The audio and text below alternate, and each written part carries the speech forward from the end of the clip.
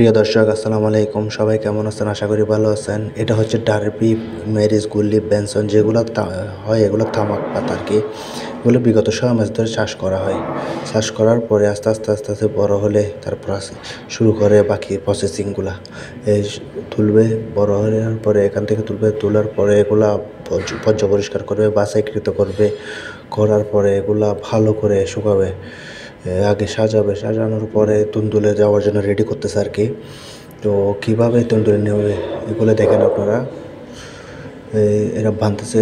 এই ভিডিওটি আমি আশা করি তাদের জন্য করছি যারা এগুলো দেখেন না কোনো সময়, যারা দেখছেন তারাও দেখেন, হয়তো ভালো লাগবে আমার ভিডিওটা।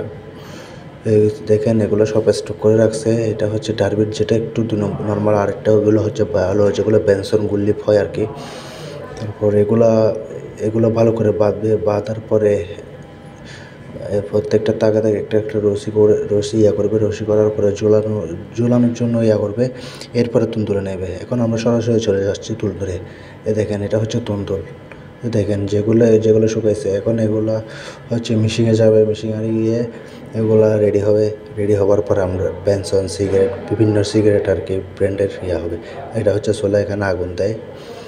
এইভাবে পাতাগুলো বাঁধার। আর আমার ভিডিওটা ভালো লাগলে সবাই একটু সাবস্ক্রাইব করবেন। ধন্যবাদ।